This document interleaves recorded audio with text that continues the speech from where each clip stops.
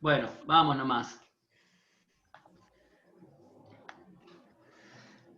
Bueno, vamos a hablar hoy de cirugías no terapéuticas. O sea, son cirugías que no están destinadas a curar la enfermedad periodontal, pero se practican sobre los tejidos gingivoperidontales. Y dentro de esas cirugías terapéuticas vamos a hablar de las que están relacionadas con el espacio biológico.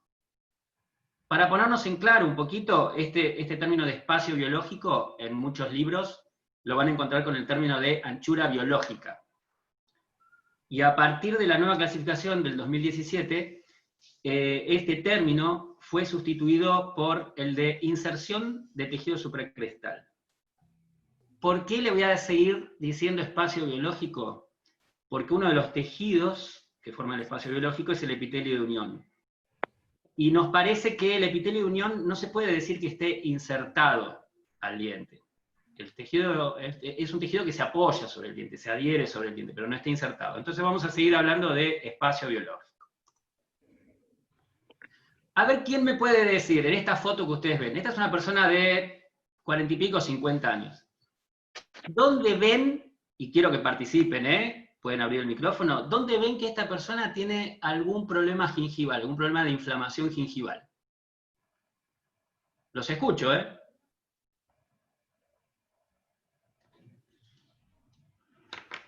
En la pieza 22. En la pieza 22, perfecto. 22-23. 22 y 23. ¿Dónde más tiene alguito que ustedes ven que está rojito, algo más? En el 11 también. En el 11. ¿Y con qué coincide? ¿Con qué coinciden esas dos piezas que están inflamadas? ¿Qué ven en los dientes en ese lugar? Restauraciones. Restauraciones. En las piezas que no hay restauraciones, ¿cómo ven más o menos la encía? Piensen que es una persona que en su vida se hizo un tratamiento periodontal. ¿Las ven con riesgo? ¿Cómo las ven en general? No, se ve bien en general. O sea, que esta persona, fíjense que en el único lugar donde tiene problemas gingivales es donde tiene una restauración. Y una restauración que está en contacto con la encía. Entonces la idea de la clase de hoy es que el paciente, cuando le hagamos una restauración cercana a la encía, no se lleve este regalito, la enfermedad periodontal. Entonces vamos a tratar de dar todas las pautas para que cuando nosotros hagamos una restauración cercana a la gingiva, ese paciente no vea comprometida su salud periodontal ni gingival. ¿Qué tenemos que hacer entonces cuando vamos a hacer una restauración cercana al límite gingival? Y no importa si es una corona de circonio de porcelana o un simple composite. El comportamiento es siempre el mismo. Tenemos que alcanzar 3 metas. Tenemos que ir pasito a pasito. Lo primero que tenemos que hacer es alcanzar la salud de los tejidos periodontales. Entonces esta es la parte en la que, por ejemplo, si yo tengo que repetir esa corona, ¿me alcanzará en este paciente que tiene muy buen estado? Simplemente con una remotivación de higiene. Ahora, si tengo que trabajar acá, con higiene no me alcanza. Voy a tener que hacer una terapia básica. Fíjense un caso para mostrarles simple cómo este paciente se presenta de esta manera, le hacemos la terapia básica, y simplemente con hacer la terapia básica y con restauraciones plásticas, cómo podemos devolverle a ese paciente la anatomía, una anatomía bastante digna. ¿Sí? ¿Cómo podemos reparar ese caso muy complicado simplemente haciendo terapia básica a veces? Ahora va a haber pacientes como este, en el que no me alcance tampoco la terapia básica. Fíjense, es un paciente que vino con este estado periodontal, con estas piezas provisorias bastante desbordantes. ¿Y qué fuimos haciendo? Fuimos haciendo la terapia básica. Hicimos terapia básica, le cambiábamos los provisorios, ¿sí? Pero cuando evaluamos la terapia básica y raspamos, todo eso no alcanzaba y seguíamos teniendo una profundidad de sondaje casi de 6 milímetros y sangrado. Entonces a veces, para alcanzar la salud, tenemos que recurrir a la cirugía terapéutica, no importa acá, se las muestro nada más, se le hizo un injerto óseo que no tiene importancia.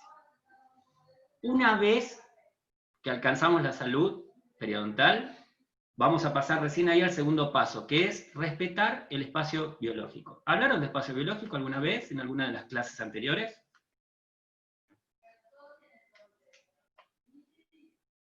Contéstenme, abran el micrófono y háblenme, no hay problema.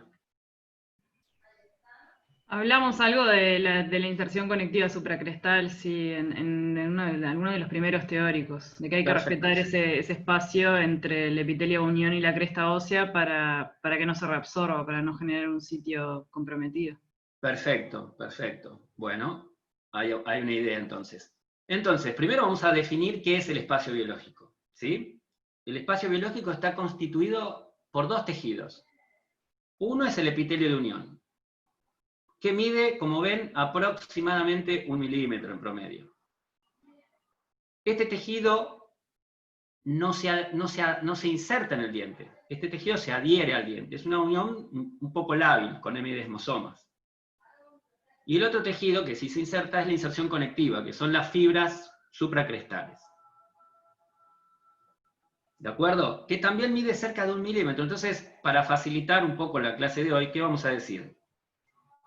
Que el espacio biológico está constituido por estas dos estructuras y vamos a decir que miden 2 milímetros. ¿Sí?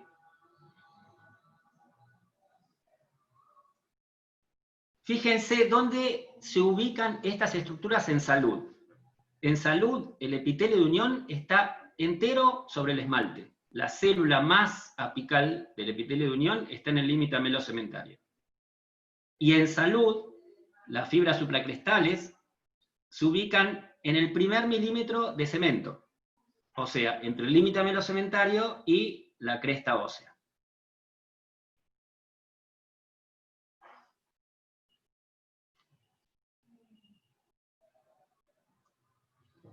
Entonces, vamos a considerar que el espacio biológico mide 2 milímetros y otra estructura que, si bien en algunos textos la nombra como siendo parte del espacio biológico, pero nosotros vamos a considerar que no lo es el surco gingival. El surco gingival mide entre 1 y 4 milímetros. Y en este sentido, es muy importante que nosotros alcancemos primero la salud de los tejidos periodontales, que era el punto anterior. Porque yo, cuando tengo que hacer una estructura, esta medida la tengo que considerar con una encía sana. Porque si está inflamado, voy a tener un surco de más milímetros, de los que en realidad son. Y lo que hay que tener en cuenta del surco gingival es que antes y después de los procedimientos que nosotros hagamos, ese surco va a volver a medir aproximadamente lo mismo que medía antes. Aclaro, de nuevo, en estado de salud. ¿Cómo puedo calcular yo cuánto mide el espacio, si está presente el espacio biológico? ¿Le hicieron a algún paciente esto que se llama sondaje óseo alguna vez? ¿Tuvo que hacerlo alguien en la clínica? No. ¿No? Bueno, hacer sondaje óseo es lo mismo que tomar la profundidad de sondaje, pero en vez de detenerme en el fondo de la bolsa, anestesio al paciente y continúo hasta que yo tenga un tope duro, que es la cresta ósea. Es una medida bastante certera de tomarla de esta forma. Fíjense, en este estudio tuvieron un 88% de coincidencia midiendo de esta forma la inserción conectiva y midiéndola cuando levantaron un colgajo. ¿Sí? Es una medida en la que podemos confiar. Entonces, ¿cómo se toma? Vamos a ver para ver si está presente el espacio biológico. Primero vamos a hacerlo como si no tuviéramos que hacer una restauración. Entonces la referencia va a ser el margen gingival, como cuando toman la profundidad de sondaje. Yo voy a poner la sonda, como está en este lugar, ¿sí? Y la voy a introducir hasta que tenga un tope, que es la cresta ósea. ¿Sí? Si yo a ese valor le resto la profundidad de sondaje, voy a saber si tengo esos 2 milímetros de espacio biológico que necesito. ¿Se entiende? O sea, yo voy a poner la sonda y voy a atravesar con la sonda el epitelio de unión y voy a atravesar con la sonda las fibras supracrestales. Si a eso le resto lo que mide el surco, la profundidad de sondaje, yo voy a saber si están presentes esos 2 milímetros. ¿Me siguen hasta acá? ¿Sí? Si alguien no entiende algo, me va diciendo. Ahora, yo tengo que pensar que voy a medir el espacio biológico no en relación al margen gingival, sino en relación a una restauración que yo quiero hacer. Entonces, la referencia ya no va a ser el margen gingival, sino que la referencia va a estar en el diente. ¿Y en qué parte del diente va a estar? Va a estar en lo que va a ser el límite más apical de la restauración que yo voy a hacer. Si voy a hacer una corona, es hasta donde terminé de hacer el bisel. Por ejemplo, si la pieza se fracturó y yo tengo que rehabilitarla, va a ser desde el lugar donde se fracturó. O sea, desde la superficie sana del diente, a partir de la cual yo voy a restaurar ese diente. ¿Sí? Lo que tengo que tener en cuenta es esto, que si esa estructura sana del diente es subgingival, para saber si este espacio biológico está presente o no, yo le tengo que restar la distancia que hay entre la superficie sana del diente y el margen gingival. ¿Me siguen hasta ahí? ¿Se entiende? Díganme si no lo entienden, ¿eh? A mí ¿Vamos? me confunde un poquito. Esperen que estoy con ustedes. Porque acá grita todo el mundo. Entonces, yo lo que, ¿a partir de dónde, Fabiana, que me decís que no, que te perdés? O sea, si no tengo una referencia, por ejemplo, si en el caso de una restauración, Sí. tendría que medir, o sea, desde el margen de la restauración hasta la cresta ósea, ¿cuánto tengo? Para ver si tengo 2 milímetros, y si no tengo 2 milímetros, generarlos, digamos. Exactamente. Pero la parte de, en ese caso, Vamos a suponer, mirá, vamos a suponer que la restauración la tenés acá, que el margen de la restauración lo tenés acá donde está mi flechita. ¿Sí? Entonces, vos a lo que entra la sonda, le tenés que restar este poquito de encía, que es lo que la encía cubre al diente. ¿Se entiende? Entonces, ahora te lo voy a mostrar en una foto y me vas a entender, mirá. Fíjate acá, que no tengo la encía. Es más fácil.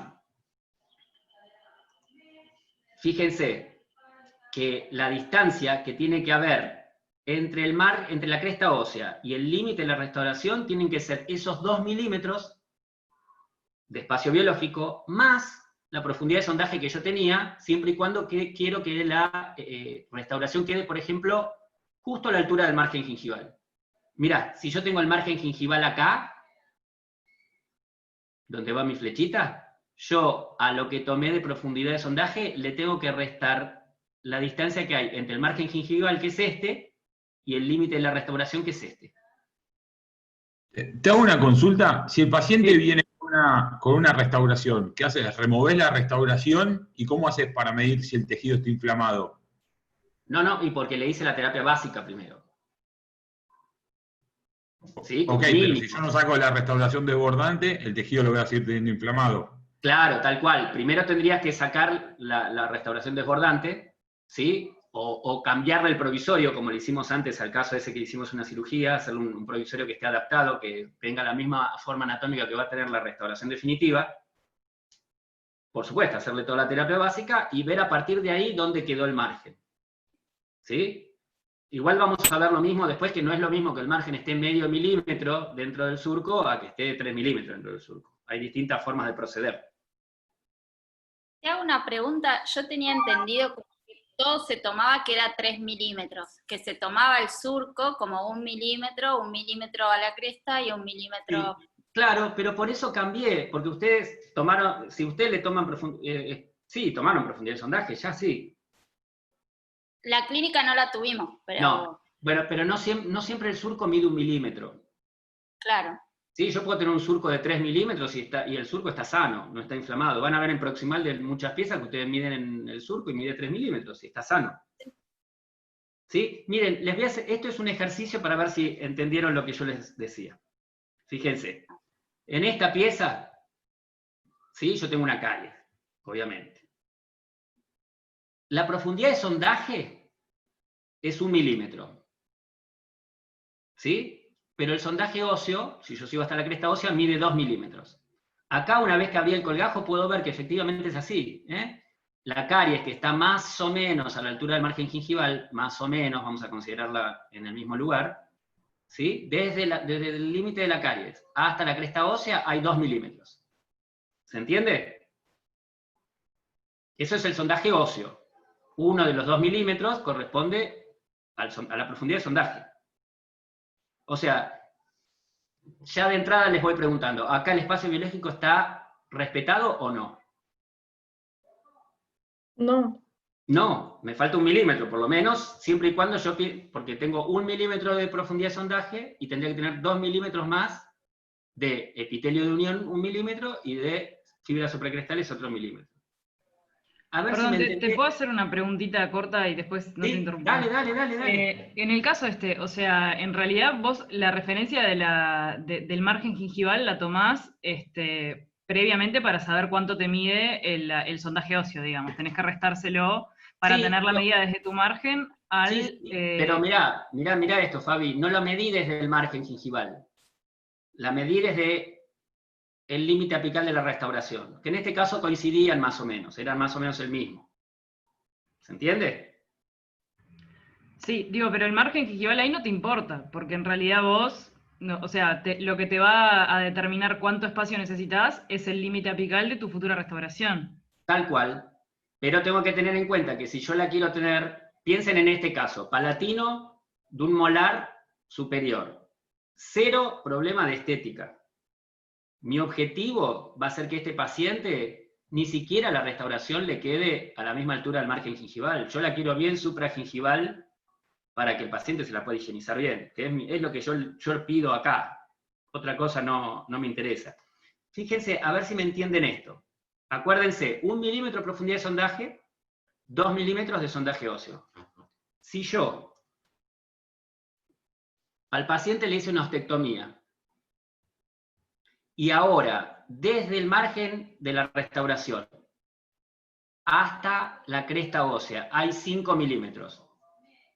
Cuando yo haga la restauración, acordándose que la profundidad de sondaje era 1 milímetro, ¿a cuánto me va a quedar el límite apical de la restauración del margen gingival? Más o menos. 2 milímetros. Perfecto. 2 milímetros. Perfecto. ¿Se entiende? Disculpen que es una amalgama, pero miren el año, La quiero mucho esta foto, porque uno de los que escribió un capítulo en un libro de Barrancos Muney nos pidió la foto. Y entonces está ahí, y explicó esto de alargue de corona en un libro de operatoria con este caso. Pero nada más, pero ven, hay 2 milímetros. ¿Se entendió esto? Porque si entendieron esto, vamos como un flechazo después. ¿Hay alguien que le quede una duda? En serio, Ahí también se podría haber realizado menostectomía, ¿no? Claro, por supuesto que sí. Seguramente Hasta tener, que sí, digamos, pero... 3 milímetros. Sí, Tomás, pero lo que nosotros queríamos era que no quede en coincidencia con el margen gingival. Nosotros queríamos que el paciente esta parte se la pueda cepillar tranquilo, que no tenga que hacer malabares. Bien. ¿Sí? Aprovechamos además que no le teníamos que robar tejido óseo a ninguna de las 2 piezas vecinas, porque es bien en la cara palatina. ¿Sí? Sigo.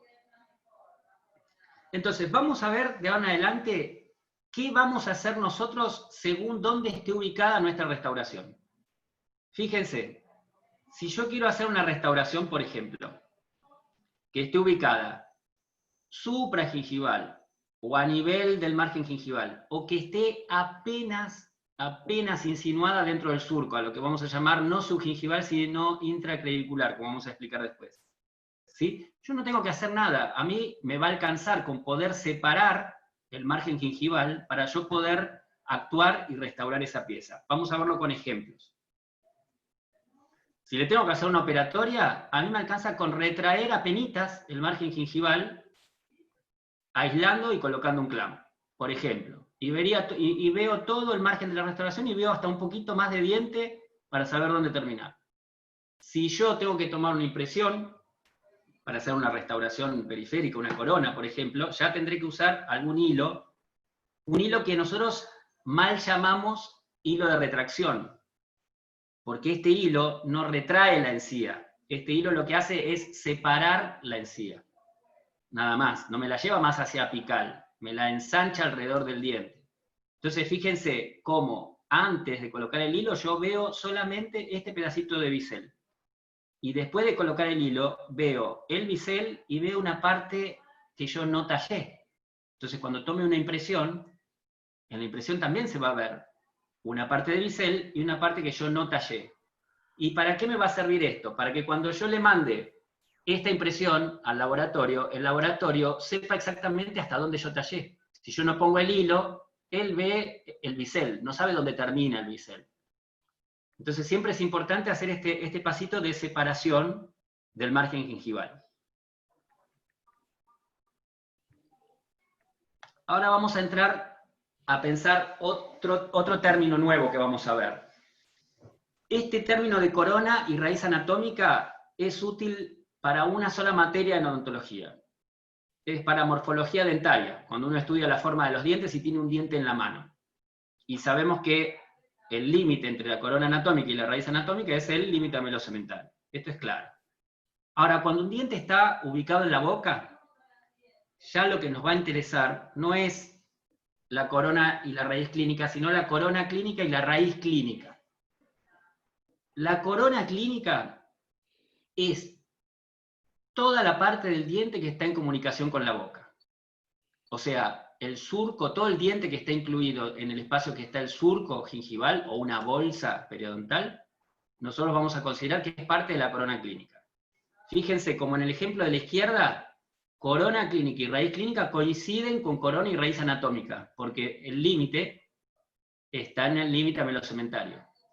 Pero en el ejemplo de la derecha, toda esta porción del diente, que no es solo esmalte, sino también una parte del cemento radicular, entra a formar parte de la corona clínica.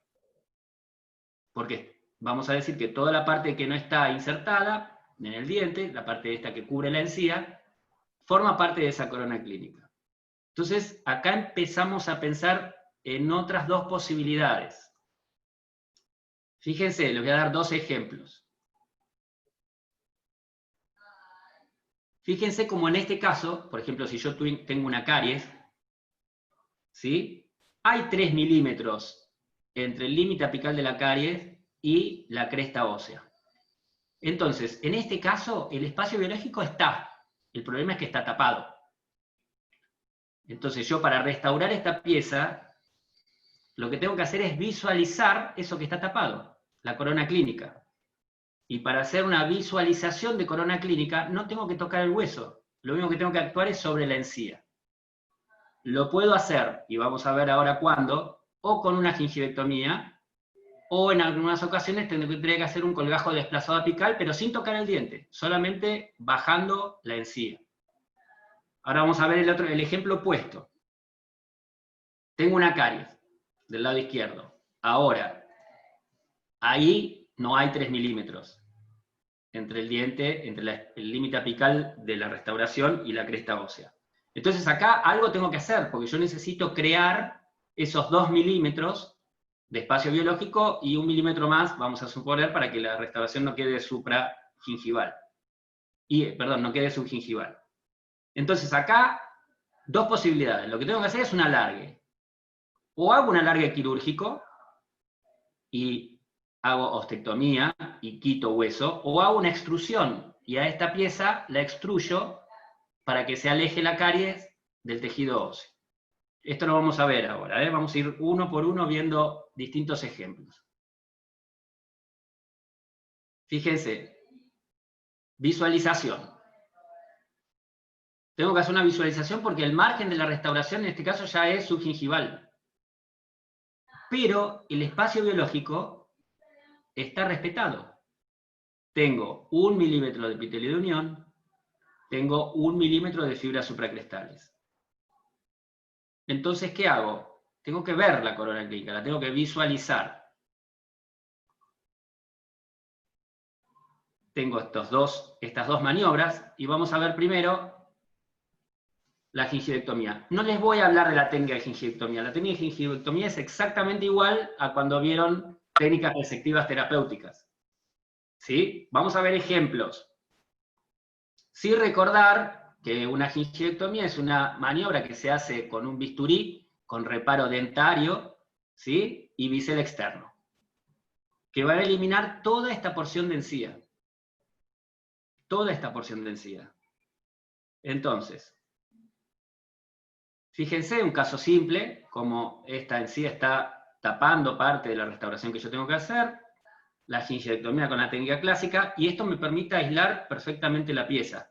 Otro ejemplo, aunque no veamos la incisión, fíjense, esta pieza, con esta restauración que está totalmente incluida dentro de la encía,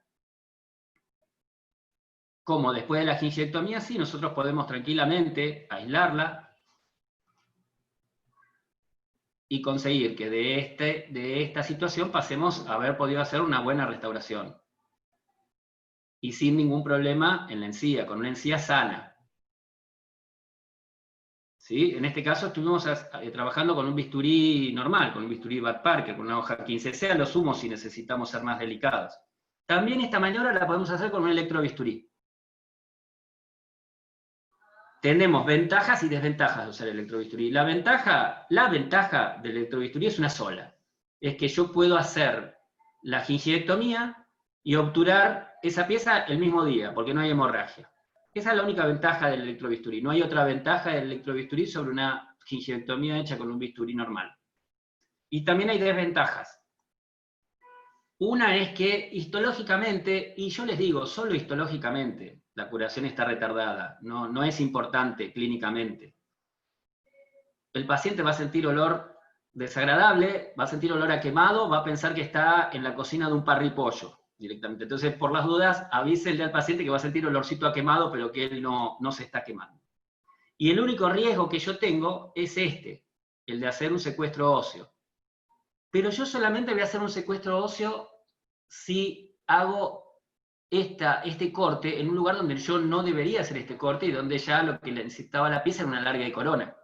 Entonces, si yo me voy a trabajar y voy a eliminar encía que ya está muy cerca del hueso, obviamente le voy a transmitir esta temperatura al hueso, y el hueso, cuando tiene más de 42 grados centígrados, se empieza a desnaturalizar las proteínas, ya no le gusta nada. Entonces, atenti con esto. Si el paciente necesita una larga de corona, no pensemos que porque le hacemos una gingiviectomía y le hacemos algo más simple y menos con electrobisturí, le estamos haciendo un favor. Si necesita una larga de corona, hay que hacerle una larga de corona. Fíjense un casito fácil para que lo vean, este paciente, cómo se presenta. Le tomamos radiografías para saber también que por proximal tenemos esta situación de 3 milímetros entre el borde de la restauración y la cresta ósea. ¿Sí? Esto es la profundidad de sondaje, no la profundidad, no un sondaje óseo. Entonces, si este paciente tiene 3 milímetros de profundidad de sondaje, sabemos que el espacio biológico está respetado, tiene otros 2 milímetros más hasta la cresta ósea. Se le hace la terapia básica, esto es lo que me preguntaban antes. Terapia básica, durante ese tiempo estuvo con alguna restauración provisoria. Una vez hecha la terapia básica, yo sé dónde va a llegar el margen gingival en estado de salud. Y recién ahí es donde yo puedo hacer una gingiviectomía con electrobisturí y la misma sesión restaurar las piezas y pasar de esta situación inicial a esta situación posoperatoria, donde de nuevo la encía mantiene un muy buen estado de salud, no está nada inflamada y ya se hicieron esas restauraciones que antes estaban a esta altura. ¿Me siguen hasta ahí? Yo tengo una pregunta. Si tenés una lesión así que está ya subgingival, o incluso una restauración que está subgingival, sí, puede que no puedas o que cueste muchísimo lograr que eso desinflame si ya está invadiendo el espacio biológico. Sí, ¿cómo harías ahí? Sí, lo que habría que hacer con este tipo de restauraciones es hacer alguna restauración, o sea, eliminar la caries, hacer una restauración provisoria, por ejemplo, con ionómero, pulirla muy bien, hacer la terapia básica, que abarca obviamente todo, y enseñanza de higiene, que nosotros hagamos raspaje alisado, todo, esperar un mes para evaluar y ver al mes dónde está el límite de la restauración. Si sigue estando subgingival, hay que hacer algo. Si ya no es un gingival, por ahí, para hacer la restauración, después nos alcanza con colocarle un clamp, simplemente, si está muy cerquita de la encía. ¿Sí? Hasta ahora vimos casos en los que tenemos muy buena cantidad de encía insertada. Miren toda la encía insertada que hay en estas piezas. Pero podemos tener un tema. Podemos tener la misma situación anterior, de que el espacio biológico esté conservado, de que tengamos que hacer una restauración que está subgingival, pero que no tengamos suficiente encía insertada. Y en este caso, al igual que cuando vieron las técnicas terapéuticas resectivas, en este caso tenemos que hacer lo mismo. ¿Vieron, no? Ya estas técnicas, sí, yo las tengo por el calendario que ya vieron. En vez de hacer una gingiviectomía en la que yo me llevaría puesta toda esa encía insertada escasa que tenemos, tengo que hacer algo. En vez de cortar la encía, la tengo que trasladar hacia apical. O sea, hacer un colgajo desplazado apical. Vamos a ver un ejemplo. Fíjense, la línea punteada me marca el límite de la encía libre. Y la línea esta, rosada, me marca el límite mucogingival. Si yo hago una gingiviectomía, me la llevo a la encía insertada. Se va. Este poquito de encía insertada que había, la perdí. Y sabemos que eso es un riesgo para tener enfermedad periodontal. Entonces vamos a tener que hacer otra cosa. Para mostrar el caso y hacer un repasito de cómo se hacía, yo para llevar la encía más hacia apical, aparte de las incisiones intraclaviculares, lo que tengo que hacer son incisiones liberadoras verticales que sobrepasen el límite mucogingival. Para poder hacer que la encía, que estaba en este lugar, acá se reposiciona el colgajo sin suturarlo primero, se vaya a un nivel más apical. Y pasar de esta situación a esta. Para verlo más claro, pasar de esta situación a esta, sin hacer ningún tipo de ostectomía, solamente llevando hacia apical la encía. ¿Sí? Fíjense que con esto fue suficiente, y lo más importante, que se conservó la encía insertada. ¿Sí? Que si no lo hubiésemos perdido si hacíamos una gingiviectomía. Entonces, en estas circunstancias sí, ya después se puede hacer una restauración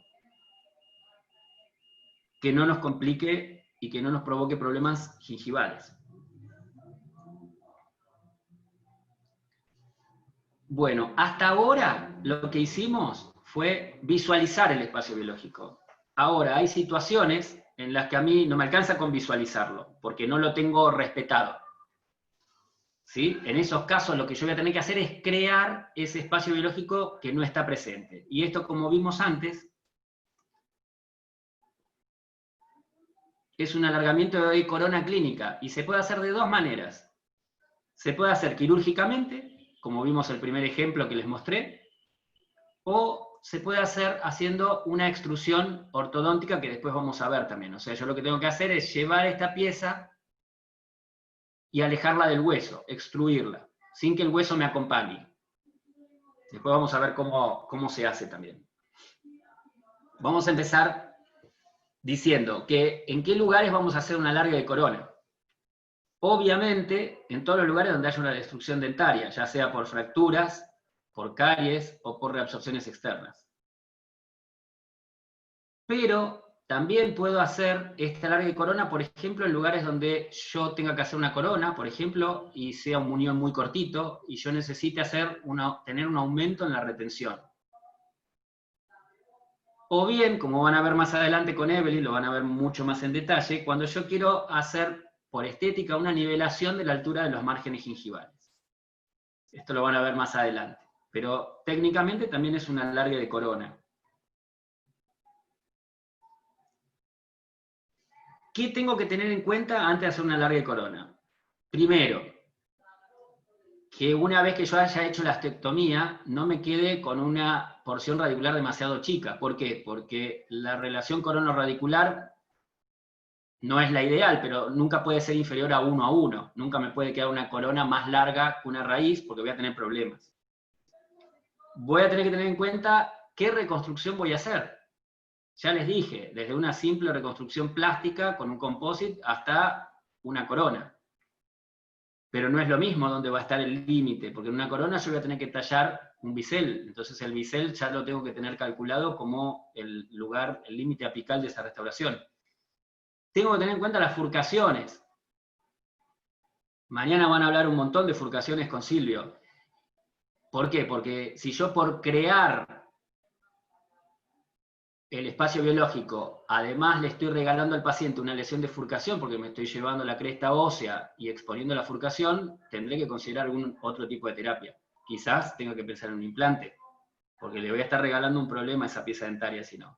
Como dijimos antes, que haya o no haya suficiente encía insertada, para saber qué tipo de biseles voy a hacer.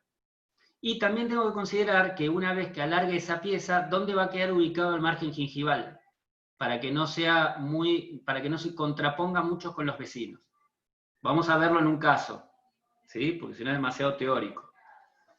Fíjense, esto es algo que vemos un montón en los consultorios, ¿sí? Un paciente, por ejemplo, con una gran reconstrucción en un premolar y que se le parte y tiene una fractura en la cúspide vestibular que llega subgingival.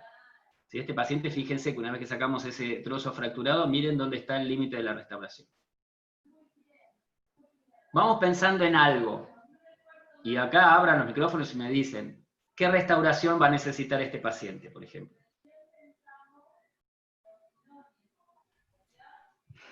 Algo que le dé cobertura para que no se vuelva a abrir. Pero ¿qué restauración harías en una pieza así? Una corona. Sí, sin dudas. Una corona y algún perno o algún poste o lo que les guste, pero se lleva una corona y un perno seguro. Entonces, tengo que empezar a mirar cosas ya pensando en que voy a hacer esa corona. Entonces, primero, cantidad de encía insertada, no tenemos problema. Hay buena cantidad de encía insertada. La profundidad del sondaje la tomamos siempre para saber cuánto medía ese surco previamente a la cirugía, porque después de la cirugía va a medir lo mismo el surco seguramente. No inmediatamente quizás, pero sí van a ver que con el tiempo vuelve a medir lo mismo. Y tengo que tener en cuenta la estética. ¿Por qué? Porque si yo le hago a este paciente una larga de corona y el límite me va a quedar acá arriba, y es un paciente que al sonreír lo ven, va a tener el canino a esta altura y el premolar se le va a ir a esta altura de acá arriba, no le va a quedar bien. Entonces, empecemos a pensar en esto y también miremos la radiografía. ¿Sí? Yo tengo que ver en la radiografía varias cosas.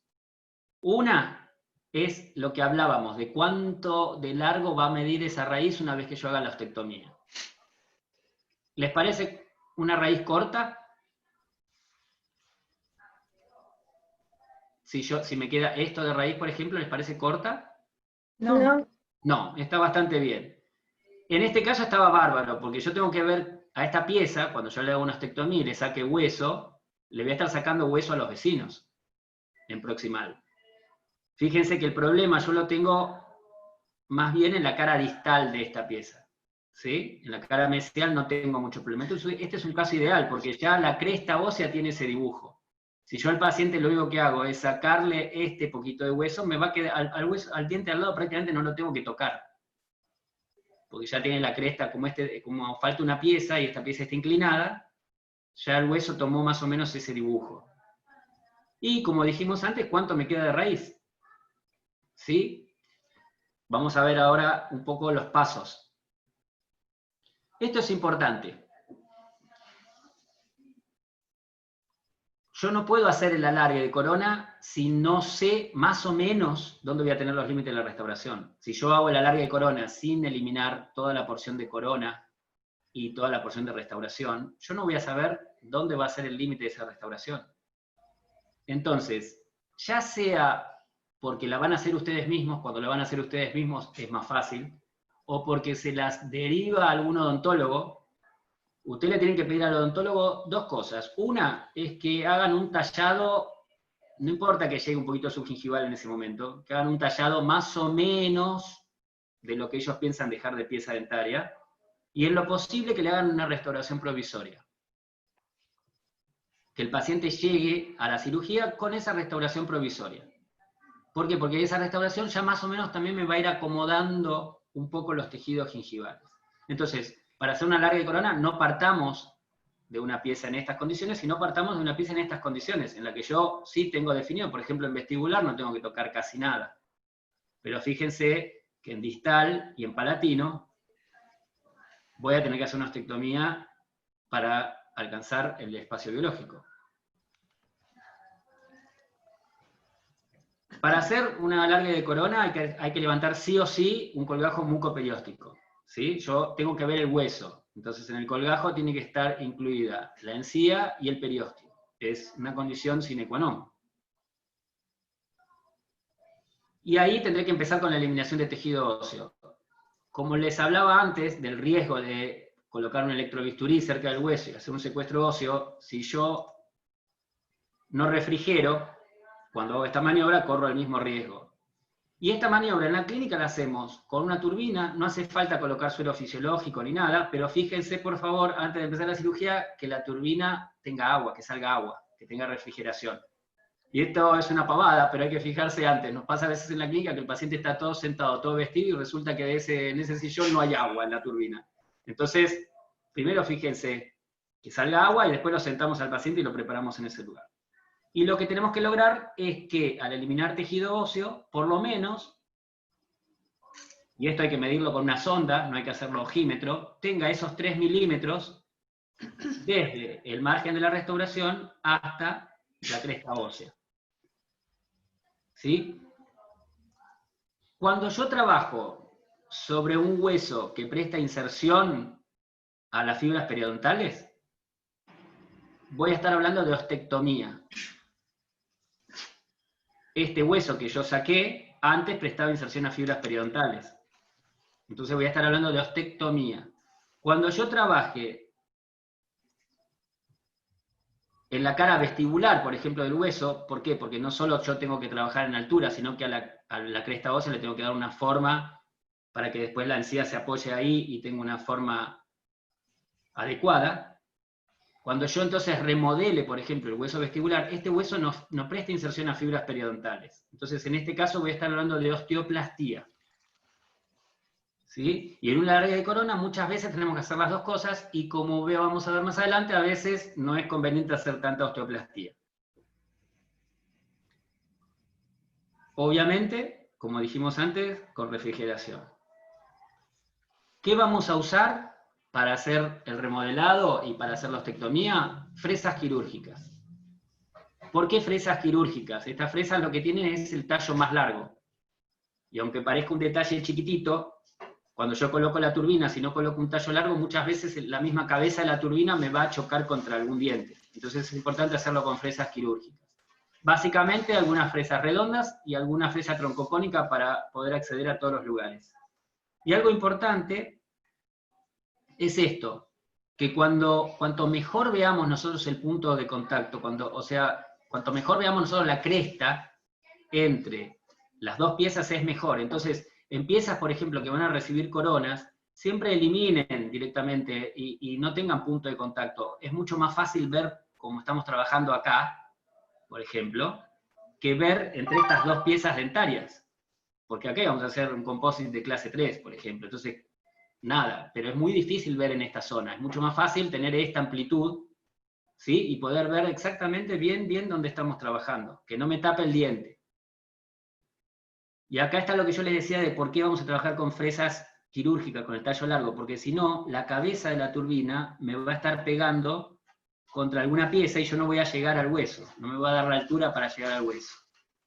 Y otra pavada que les voy a decir, miren cómo está este periostótomo, cómo lo ven. ¿Qué son todas estas marcas?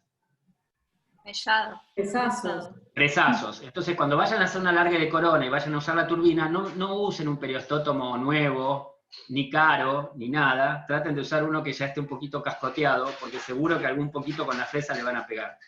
Es un consejo que después en el bolsillo tiene algún beneficio. Una vez que hice el remodelado, una vez que hice la ostectomía gruesa, lo que yo sí puedo hacer es alguna ostectomía muy chiquita, alguna osteoplastía muy chiquita, y ya no irme a una fresa, sino hacerla o con algún cincel más delicado, que vaya sacando menos tejido, o con alguna lima quirúrgica. ¿Sí? Para ir sacando de a poquito. Entonces, miren todos los pasos de la cirugía. Preoperatorio, pretallado, fin de la cirugía, y el paciente se va con el provisorio que trajo antes. Fíjense cómo este provisorio no coincide, perfecto, porque esto era subgingival. Y esto es a la semana después de haber sacado la sutura, a los 15 días de haber sacado la sutura. Fíjense cómo no coincide, porque el odontólogo le tuvo que hacer esto con la encía tapando todo. No es lo mismo que trabajar viéndolo. A veces necesitamos alguna sutura con mayor tensión, usamos estas suturas que son puntos colchoneros, que nos acercan más los dos cabos del colgajo. Vamos a ver otros casos que ya no son por fractura ni por caries, en los que yo hago un alargue de corona. Fíjense, esta restauración. El paciente se quejaba de varias cosas. Una, que no tenía los márgenes gingivales de las piezas de él a la misma altura que le habían hecho estas piezas. Otra, el color. Bueno, si hay que cambiarle, aprovecharemos para elegir mejor el color seguramente. Y otro problema que tenía era la retención, porque eran muñones muy cortitos y se salían estas coronas a veces. Entonces, para solucionar esto también podemos ir a una alargue de corona. Y fíjense, y acá quiero que piensen, porque si vamos a nivelar los márgenes gingivales, tenemos que pensar en dos cosas. Primero, en hacer un bisel, que en el caso de las cirugías esta aprovechamos para hacer un bisel interno, para colocar la encía a la misma altura que las piezas vecinas. Toda esta encía me va a sobrar después, entonces ya la voy eliminando. Segundo, no me alcanza con cortar la encía. Yo también voy a tener que llevar la cresta ósea de estas piezas a la misma altura que las crestas óseas de las piezas presentes. Entonces, lo que tengo que hacer ahí es una ostectomía para que la altura a la que yo dejo la cresta sea similar a la altura a la que están los dientes vecinos. Y en este caso, que es un biotipo muy grueso, hay mucha cantidad de hueso, esto lo vamos a ver ahora en un ratito, no solamente hacer una ostectomía en altura, sino también hacer una osteoplastía. Y a estas piezas afinarle la parte ósea para que la encía sea más armónica al apoyarse ahí, si no me va a quedar como un escalón. Entonces, ¿qué logramos? Gerardo, ¿te puedo hacer una pregunta? Sí, vamos. En el caso que uno no haga la osteectomía o la osteoplastía, sí. El espacio biológico es una estructura que siempre está presente. Eso se va a generar, digamos, una trampa de placa y se va a empezar a reabsorber solo el hueso. Si yo no elimino la encía, esta encía que estoy sacando va a volver a ponerse ahí. Sí, pero si no hacemos la osteectomía o la osteoplastía. Sí. Y lo que vamos a generar, si queremos, vamos a tener una restauración subgingival, ¿sí? Que va a generar atrape de placa y va a hacer que el paciente, a la larga, primero tenga bolsas, tenga enfermedad periodontal, y a la larga el cuerpo de él va a hacer una reabsorción ósea. Claro, para mantener... La ventaja es que cuando yo la hago con una fresa, esa reabsorción ósea, sé dónde empieza y dónde termina. Ahora, una vez que el paciente tiene enfermedad periodontal y empezó a hacer esa retracción de la cresta ósea, yo sé cuándo empieza. Vaya a saber cuándo termina la enfermedad periodontal. Entonces, acá tengo el control yo de dónde empieza y dónde termina la ostectomía. Cuando hay enfermedad periodontal, el paciente empieza a reabsorber tabla ósea y termina, no sabemos cuándo. ¿Sí? Ese es el motivo. Entonces, miren, pasamos de esta situación a esta. Solucionamos las tres cosas. Solucionamos el nivel del margen gingival, nivelamos el margen gingival, de paso elegimos mejor el color, acá era muy clarito, y por supuesto tenemos mucha mayor retención porque tenemos un muñón más largo.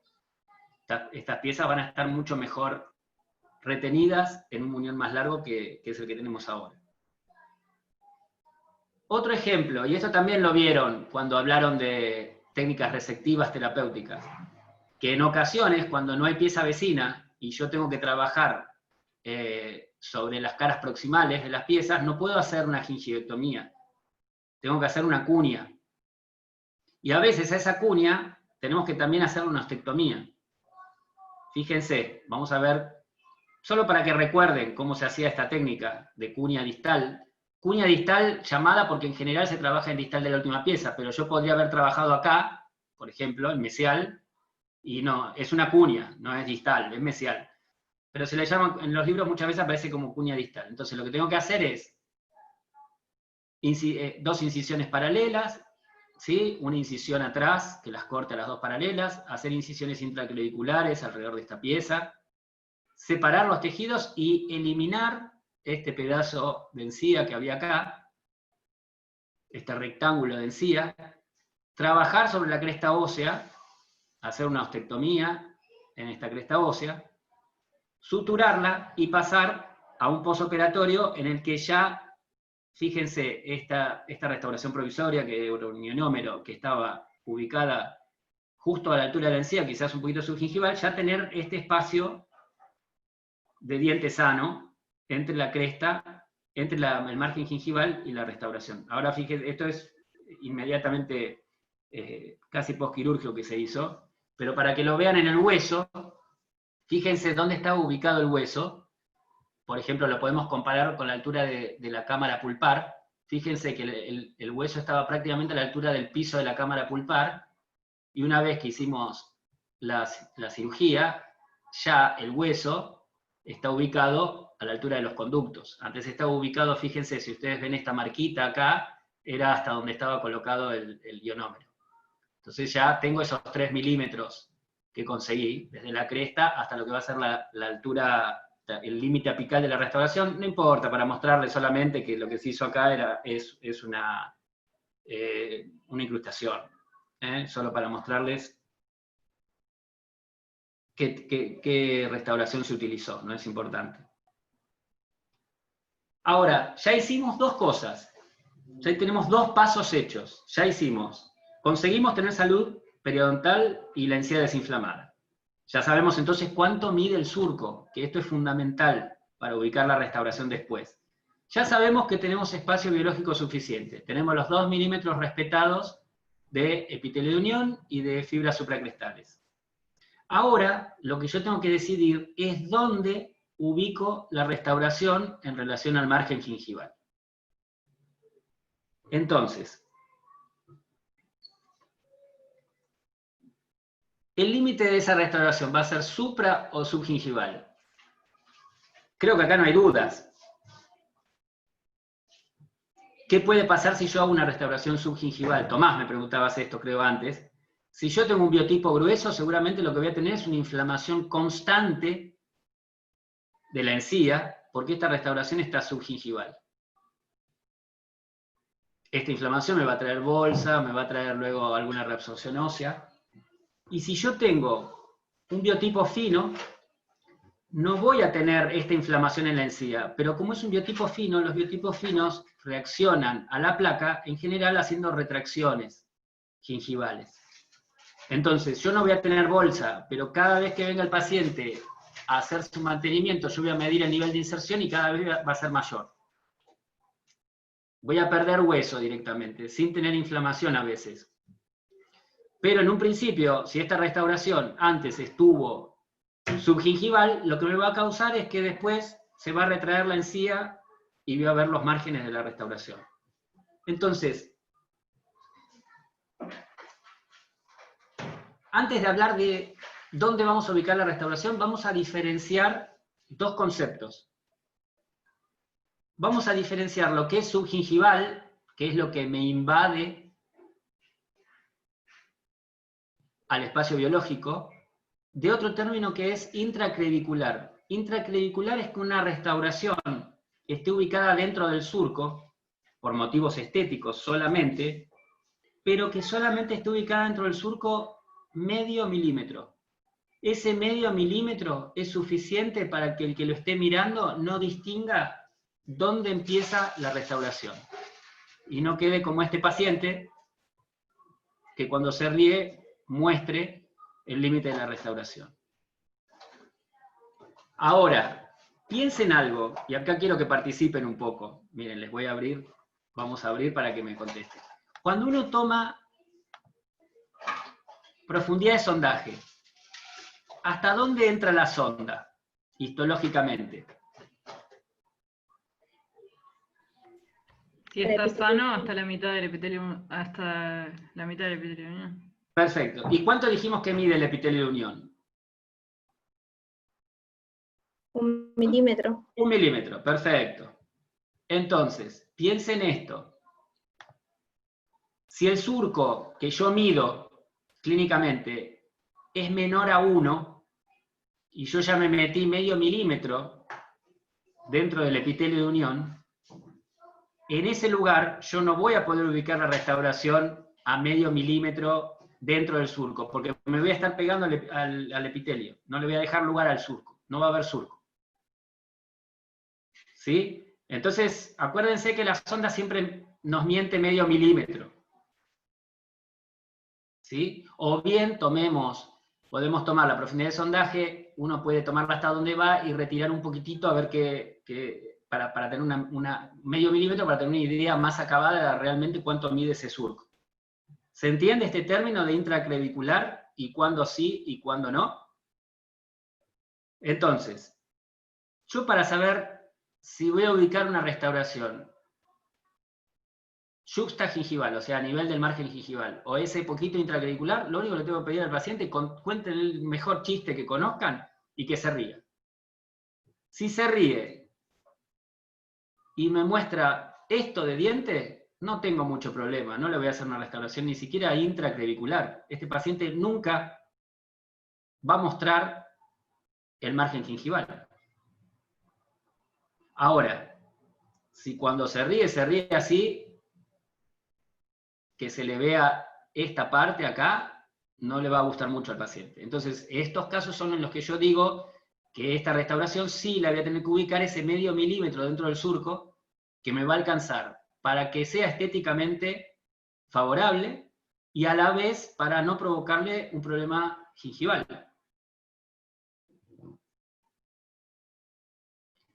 Y acá es donde yo tengo que pensar un poquito y hacer también una relación de cuando voy a hacer un alargue de corona y con el biotipo periodontal del paciente. No voy a hacer el mismo alargue de corona en un paciente de biotipo grueso y en un paciente de biotipo fino. ¿Sí? Piensen algo. Hay algo indispensable que yo tengo que crear, que tengo que crear el espacio biológico. Tengo que hacer ostectomía. Eso no lo puedo cambiar. ¿Sí? Yo necesito recrear el espacio biológico. Esa ostectomía es indispensable, pero yo tengo dos factores en los que puedo variar según el biotipo. Yo puedo o no hacer osteoplastía, o hacer una osteoplastía mayor o menor, y puedo o no, una vez que levanté el colgajo, eliminar esas fibras conectivas que quedan pegadas al diente. ¿Sí? A ver, pensemos algo. ¿Cuál sería el riesgo de apurarme yo, por ejemplo, a hacer una restauración muy rápido en un biotipo grueso? ¿Cuál sería el riesgo? Yo hago la cirugía. ¿Sí? ¿Qué puedo pensar que va a ser un biotipo grueso si tiene un problema periodontal? ¿Qué hacen los biotipos gruesos? ¿Hacen bolsas o hacen recesiones? Bolsas. Bolsas. ¿Y un biotipo fino cómo reacciona a la inflamación gingival? Con retracción. Con retracciones. Entonces, la reacción postquirúrgica de un paciente de biotipo grueso va a ser igual a lo que él haría en una reacción inflamatoria. Lo mismo pasa con el biotipo fino.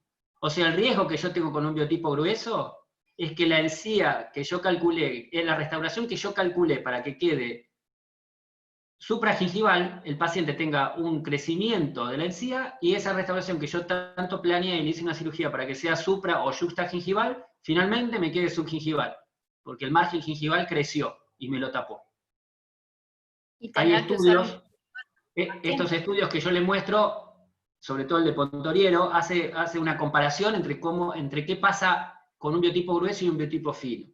Te escucho, Elisa, vos me querías preguntar algo. No me di cuenta que tenía el micrófono abierto, pero digo, por ahí tener algo provisorio más tiempo. Sí, tal cual. Buenísimo lo que decís. Y no solamente más tiempo, tener un provisorio adecuado. ¿Sí? Entonces hay veces que yo voy a tener que esperar más y hay veces que voy a tener que esperar menos para hacer la restauración. ¿Se entiende? Piensen algo.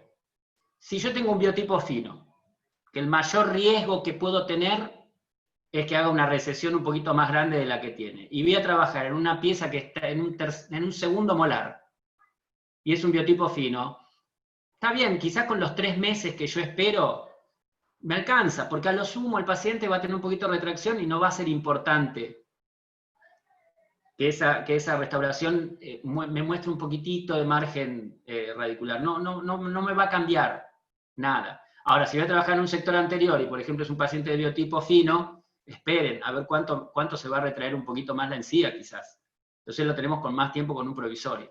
¿Sí? O un biotipo grueso, en todas las circunstancias hay que esperar un poquito para ver si la encía esa no me termina tapando lo que yo calculé. Entonces, decíamos, 2 factores variables. Osteoplastía y desinsertar las fibras conectivas. Ahora vamos a ver un poquito esto. En el biotipo periodontal fino tengo más riesgo de recesiones. Entonces lo que voy a hacer es muy poco remodelado óseo, muy poca osteoplastía. Porque si ese biotipo ya de por sí, después de una cirugía, lo que va a hacer el hueso es tener una retracción, cuanto más osteoplastía hago yo, la retracción va a ser mayor. Y ahora vamos a hablar de esto, de no desinsertar las fibras gingivales, se los voy a mostrar en un estudio que hace otro autor. En el biotipo grueso, al revés, el riesgo es que el paciente, después de la cirugía, esa encía se le vuelva a ubicar en un lugar que a mí no me gusta, que no me conviene, que tenga un pequeño crecimiento hacia coronario. Entonces, ¿qué voy a hacer ahí? Voy a hacer un mayor remodelado óseo, una mayor osteoplastía, para tratar de obligarlo, de cambiarle un poquito el biotipo a ese paciente y obligarlo a que no pase eso.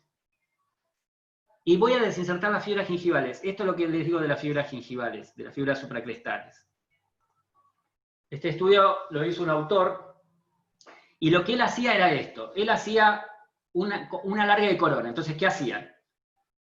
Tiene epitelio de unión, tiene inserción conectiva, entonces la primera maniobra que hace es una incisión intraclavicular, como me marca la flechita.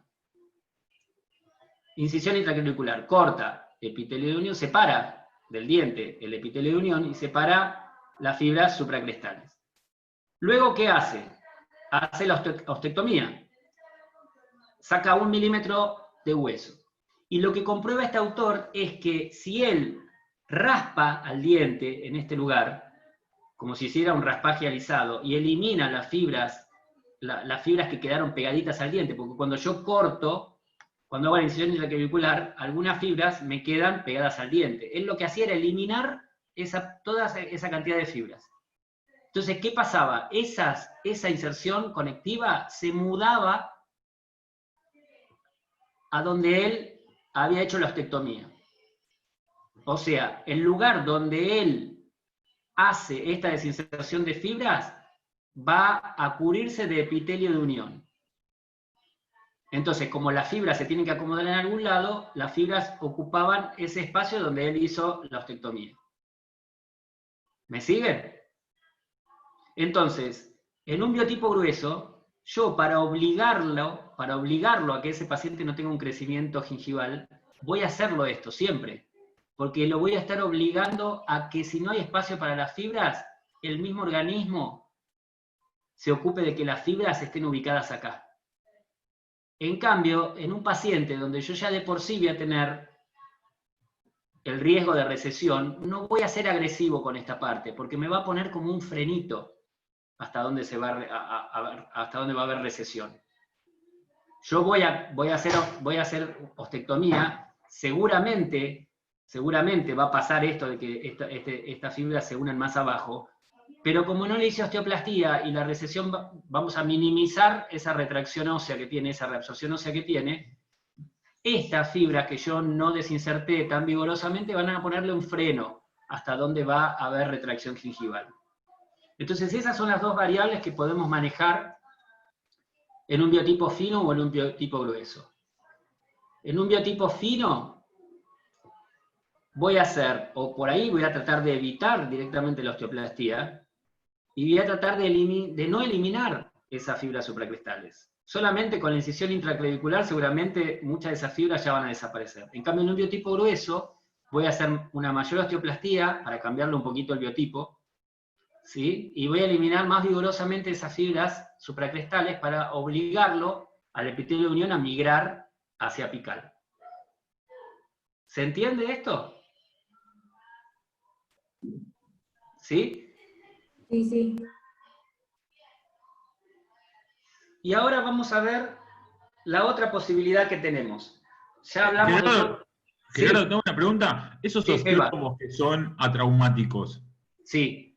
que trabajan por impulsión, ¿sirven para cualquiera de los dos sistemas? O sea, en realidad para los dos fenotipos, grueso y fino. ¿Pero por qué usarías un osteótomo acá? Porque lo que hacen cuando los alargues de corona son muy... O sea, que no tenés que hacer osteotomías tan grandes, usan esos osteótomos que entras, o sea, en el mismo eje sagital que el diente y impulsás el hueso para arriba. Ah, vos me decís sin levantar un colgajo. Sin levantar el colgajo. Sí, se pueden usar osteótomos, sí, pero tiene que ser un alargue mínimo que vas a hacer, ¿eh? O sea, si vos tenés que hacer un alargue de 3 milímetros, no vas a tener que levantar un colgajo. Si vos tenés que sacar, como yo les decía antes, vieron que hay cinceles que se usan para hacer las terminaciones, más que nada, o una limita para hacer una terminación. Eso es para cuando tenés que sacar una espícula chiquita de hueso. Poca cantidad de hueso. Pero si tenés que hacer una alargue de corona más grande, un osteótomo te va a complicar mucho. ¿Sí? Listo, gracias. Siempre digo lo mismo. Uno, en la época de la regeneración, es muy difícil pensar en este tipo de cirugías que son totalmente resectivas. Y son resectivas realmente. No nos engañemos. Son cirugías resectivas, son cirugías en las que tengo que sacar hueso y que muchas veces va a tener una pequeña retracción gingival. Pero eso uno tiene que saber dónde sí, dónde no, y eso redunda en salud gingival, en que la pieza a largo plazo mantenga la salud. Hay maniobras en las que yo puedo ser, sí, por eso les voy a hablar ahora de ortodoncia, en las que yo sí puedo minimizar todo el cambio gingival que va a haber, porque en estas maniobras, a ver, si yo hago una cirugía, va a haber una retracción de encía. Pero si yo en vez de hacer una cirugía, extruyo el diente, el margen gingival va a quedar donde estaba antes. ¿Se entiende? Voy a estar perdiendo inserción desde apical de la pieza, porque la voy a estar trayendo hacia coronario. Pero lo que es tejido blando no va a cambiar, porque van a ver que lo único que hacemos es una incisión. Fíjense, las mismas, hay que tener más o menos, ¿sí? Delimitar los lugares donde yo voy a poder hacer esta extrusión. No es para molares, porque corro riesgos de exponer la furcación, entonces la voy a limitar para dientes anteriores y para premolares. Obviamente también tengo que medir en una radiografía con cuánta raíz me voy a quedar. ¿Sí? Porque yo voy a estar perdiendo inserción radicular. Aunque no saque hueso, la voy a estar trayendo la raíz afuera del hueso. Y vamos a ver que además de para hacer una alargue de corona, es muy útil una extrusión dentaria para hacer una exodoncia traumática. Y esto es muy bueno porque cuando tiene que hacer un implante, por ejemplo. Fíjense, pensemos. Primero, elegir bien el caso. ¿Requiere aparatología específica? Van a ver que no. Una persona que no hace ortodoncia y que no tiene ningún elemento de ortodoncia en su consultorio puede hacer una extrusión tranquilamente. Lo que les decía antes, evaluar siempre muy bien la relación corono-radicular y siempre usar fuerzas leves, porque si uno usa una fuerza fuerte, retrasa el procedimiento ortodóntico, como en cualquier ortodoncia. Si uno hace fuerzas fuertes, el hueso se reabsorbe, se tiene que volver a formar, y lo que estoy haciendo es retrasar el movimiento que yo le quiero provocar al diente. Fíjense, un caso que tiene un montón de años, lo hicimos en la especialidad. Esta paciente queda con este remanente radicular, nada más. ¿Sí? Entonces empezamos a evaluar, para que no haya cambios en el nivel del margen gingival, si en vez de hacer una alargue de corona podemos hacer una extrusión. Lo primero que vemos es si nos va a quedar suficiente cantidad de tejido de longitud radicular, vemos que no hay problemas. Vemos que es una pieza que está sana endodónticamente. Y empezamos a pensar en esto. Yo voy a empezar a colocar, primero tengo que desobturar una parte del tratamiento de conducto para poder ubicar, y fíjense, esto lo vamos a hacer sin ningún material de ortodoncia, ninguno, ¿eh? Lo primero que hacemos es desobturar entonces la pieza para poder ubicar un pin o un anzuelito o un circulito que salga de adentro del conducto. ¿Sí? Entonces, esto está cementado con lo que quieran, con cemento de fosfato, con cemento de ionómero, con lo que ustedes quieran, con lo que van a pegar un perno, con lo mismo. Pero sí, no hagan una desobturación muy grande para después poder sacarlo más fácilmente. Esto después, el día que lo tienen que sacar, con un ultrasonido, lo hacen vibrar y el cemento se va disgregando y lo pueden sacar. Esto no es nada de ortodoncia tampoco, ¿eh? Esto está hecho con algún alambre para hacer retenedores. Lo que se hace es pegar a los dientes vecinos una ansa. ¿Por qué no la hicimos derecha? Porque si yo la hago derecha, este diente, además de extruirse, se me va a ir hacia vestibular. Entonces, lo que está bueno es que en el lugar donde tengo que extruir el diente, pase por la mitad del eje del diente. ¿Sí? Lo tengo que poner lo más oclusal posible, que no interfiera con la oclusión, para tener mucho espacio desde donde yo tirar y poder extruir esa pieza. Se pega con cemento, con composite. Si quieren hacer aislación absoluta, la hacen, si no, no, porque no importa, acá esto va a estar colocado 3 meses, 2 meses, esto no es como cuando uno cura o rehabilita una caries, que no quiero que se filtre nada, esto va a estar ahí un tiempito y después lo voy a sacar. Y lo que a ustedes les va a quedar es un anzuelito que sale de adentro del diente y una ansa que está pegada, y por eso les insistía que esté lo más oclusal posible para que sea grande la distancia que me queda entre el anzuelito y el ansa, porque cuando el anzuelito llegue acá no lo puedo extruir más, o a lo sumo tendré que volver a tallar el diente, volver a colocar el anzuelito más adentro, y me estoy retrasando. Y lo que yo tengo que hacer una vez por semana es una sindesmotomía. La incisión que le harían a ese diente, ¿sí? Si por ejemplo lo fuesen a extraer, una sindesmotomía con bisturí, pueden hacerla con un sindesmótomo, pueden, si quieren, hacer una sindesmotomía un poquito más vigorosa y con meter una curetita e ir despegando, como les decía antes, la inserción conectiva. Pero básicamente lo que tienen que hacer es una fibrotomía cada 7 días. Y tengo que tirar con algo. Esto es un hilo elástico. ¿Sí? Lo usan los ortodoncistas, pero lo pueden ir a comprar a una mercería también, es lo mismo. Y el hilo elástico hay que atarlo desde el anzuelito hasta el poste, hasta el ansa esta, no muy fuerte, no a morir, sino darle un poco de tensión para que la fuerza no sea muy fuerte. Una vez por semana hacen la fibrotomía y se calcula que más o menos es 1 milímetro por semana lo que esa pieza se va a extruir. ¿Sí? Una vez que la pieza llega el anzuelito a la ansa, ya no lo pueden extruir más. Entonces acá cambio, y lo que tengo que hacer es, como en cualquier tratamiento de ortodoncia, una contención. O sea, voy a sacar el hilo elástico y lo voy a atar con una ligadura metálica. ¿Cuánto tiempo? El doble de tiempo que me llevó llevar a esa pieza a ese lugar.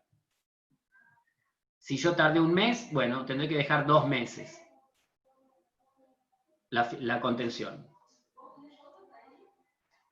Fíjense cómo al tiempo ya puedo empezar a rehabilitar esta pieza. Una vez que se quitó el ansa, se hizo un perno, se hizo una corona provisoria. Y cómo, con la corona ya definitiva, ¿ven cómo no cambió la altura del margen gingival preoperatoria y posoperatoria? Es prácticamente igual. ¿Sí? Esto, si yo hubiese hecho un alargue de corona, me hubiese quedado el margen gingival acá. Y no solamente eso, sino que hubiese perdido papila. Me hubiese quedado un agujerito negro. Quizás estamos hablando de un segundo premolar, pero esta paciente cuando se reía mostraba un poco eso, entonces decidimos hacer este procedimiento. ¿Se entiende la técnica y se entiende que se puede hacer sin nada de ortodoncia? La podemos hacer en la clínica si quieren algún día cuando volvamos a la facultad. Es muy sencillo, lo único que lo van a tener que llamar una vez por semana al paciente al consultorio para hacer la sindesmotomía, es lo único que les va a variar. ¿Sí? Esta es la forma de hacer un alargue y no modificar para nada el margen gingival. Y ahora, otro uso que le podemos dar a la extrusión dentaria. Les digo por qué, porque me olvidé de decirles antes, el porqué de la fibrotomía. ¿Sí?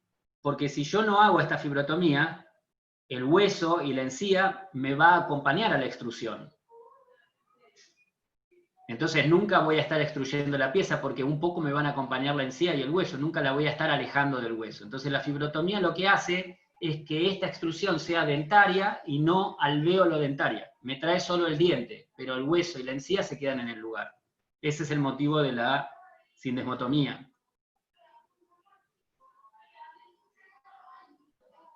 Y vamos a ver qué otro uso le podemos dar a la extrusión dentaria. Muy bueno el uso este, muy práctico. Fíjense esta pieza. El remanente, esta es una radiografía con la que vino la paciente previamente. ¿Sí? Venía con la corona en la mano prácticamente. Cuando sacamos el perno y la corona, fíjense lo que nos queda de estructura dentaria. ¿En qué piensan cuando ven esta cantidad, esta estructura? ¿Qué va a haber que hacer ahí?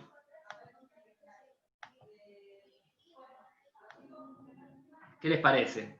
Me voy para atrás, porque si no le estoy adelantando todo. Algo como para volver a recuperar el espacio biológico. Sí, pero con ese remanente radicular. ¿Sí? Yo los tapo y los expando a ustedes. No, siguen viendo la foto, ¿no? ¿Sí? ¿La ven la foto o los tapé? Sí, se ve bien, se ve. Bueno, con ese remanente radicular, ¿en qué tipo de rehabilitación piensan? Un perno y una corona. ¿Sí? Pero con esto, con este remanente tan escaso, y a ver, y si los ayudo un poco más.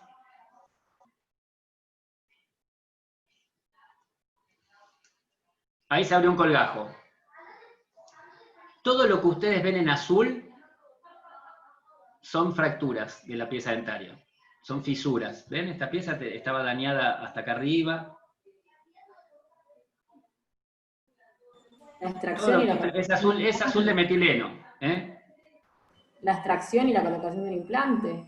Sí, esa era la idea, de hacer la exodoncia y de colocar un implante. Ahora, yo les pregunto, si ustedes tuvieran que hacer una extracción, ¿qué es lo que querrían evitar si van a hacer un implante? Lo que puedes hacer ahí no es una extrusión para ir manteniendo... Sí, vamos a hacer una extrusión.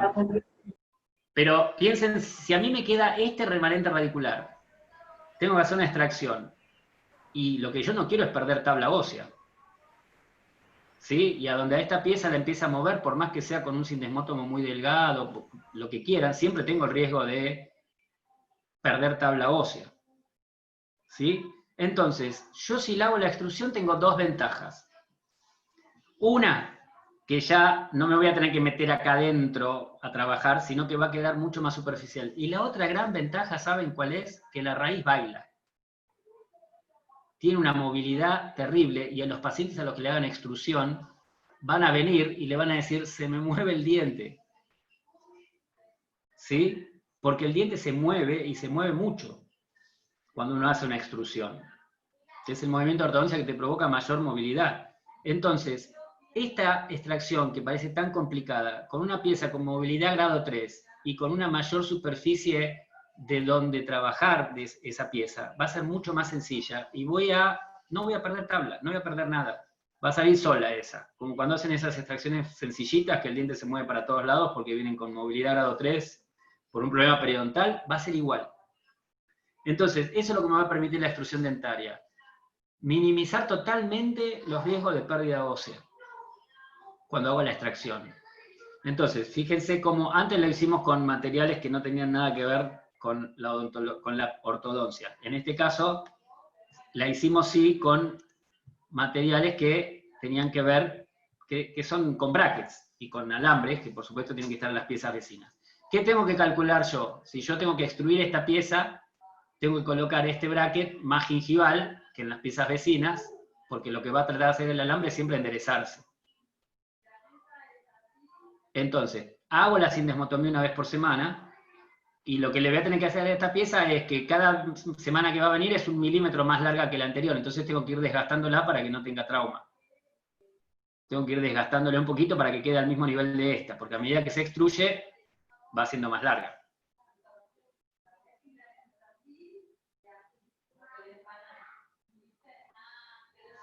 Se extrajo la pieza, ¿sí?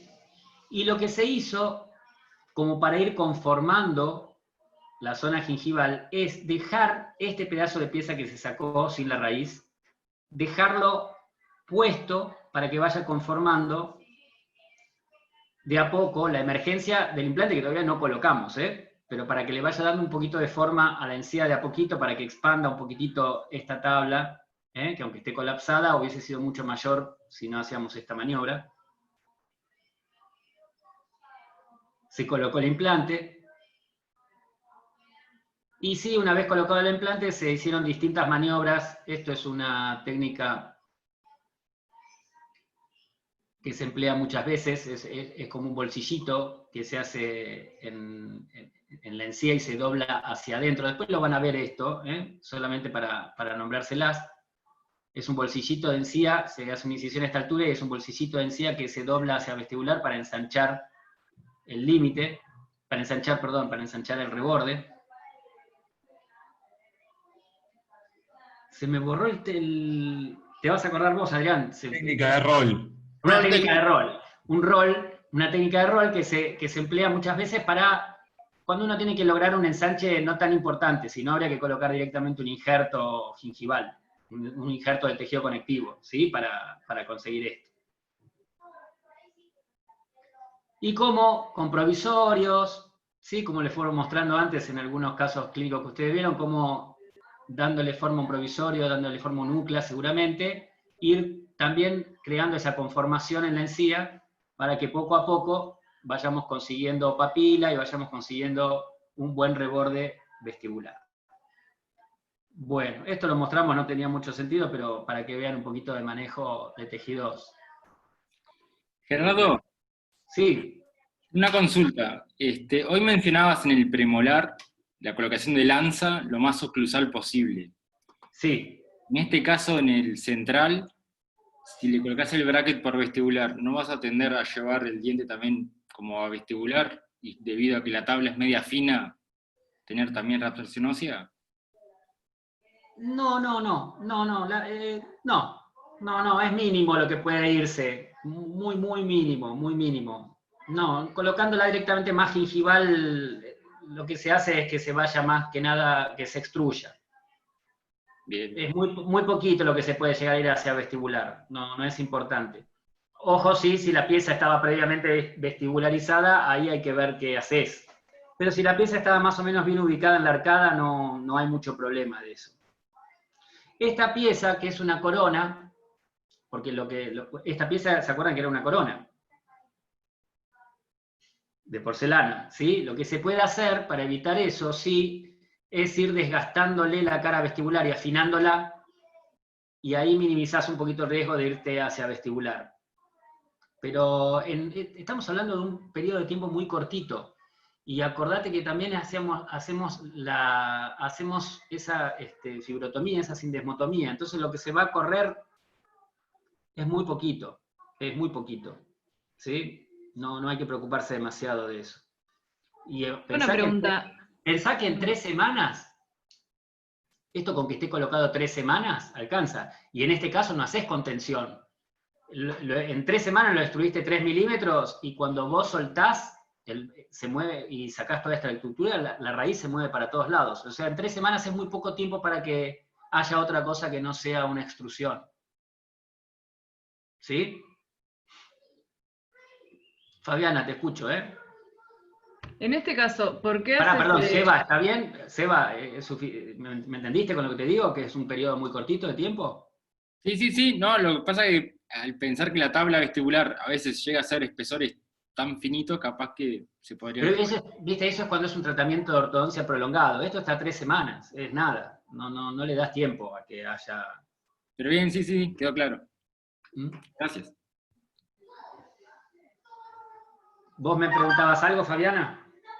Sí, en este caso, ¿por qué harías ¿cómo se llama? La sindesmotomía esa? Porque ¿no te convendría igualmente tener un poco de extrusión alveolar también como para generar una mayor altura para el futuro implante? Sí, se podría, pero no era un paciente que hubiese perdido altura. No era un paciente periodontal que ya venía con una merma de tejido óseo. Tenía ubicados los tejidos más o menos donde tendrían que estar en salud prácticamente. Si en un paciente que tuvo un poco quizás de pérdida ósea, uno podría, tarda mucho más tiempo, porque el diente se extruye un poquito más de lo que se extruye la parte alveolar y la parte gingival cuando uno no hace la sindesmotomía. Pero tardás más tiempo y quizás lo que no vas a tener es la ventaja de que la raíz esa esté hipermóvil. Cuando haces esto, la raíz está hipermóvil. Tenés movilidad grado 3 mal.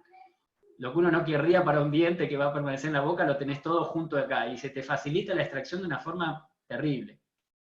Claro, pensando simplemente que después de la extracción seguramente vas a tener cierto remodelado óseo y quizás perdés algo de altura ósea.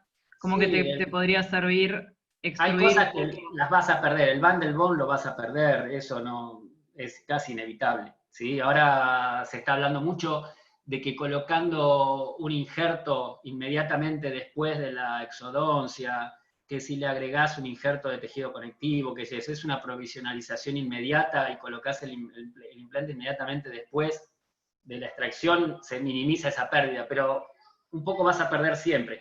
Yo me preocuparía mucho acá, cuanto menos traumática sea una extracción, también estoy minimizando mucho lo que yo puedo llegar a perder de pieza, de tabla ósea, muchísimo.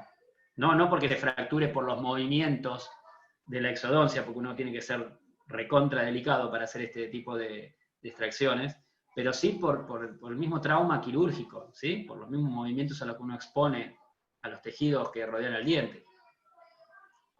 Claro, o sea, en este caso estaría generando simplemente lo mismo que una extracción atraumática, como decía Seba, con el periótomo atraumático ese que vas tipo... Sí, menos, porque eso lo usás cuando un diente que no tiene movilidad. Pensá que esto es hacer la sindesmotomía y prácticamente sale solo el diente. Cuando vas a hacer la exodoncia prácticamente sale solo. La facilidad con la que, yo me acuerdo de este caso, que la facilidad con la que salió ese resto de raíz fue pero terrible.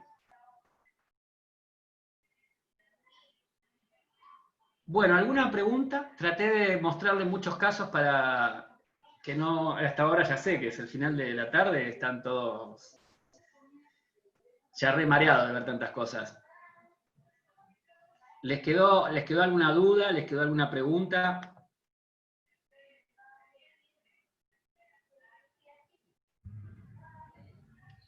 Nada, se quieren ir ya, me parece, ¿no? Se quieren tomar un mate ya.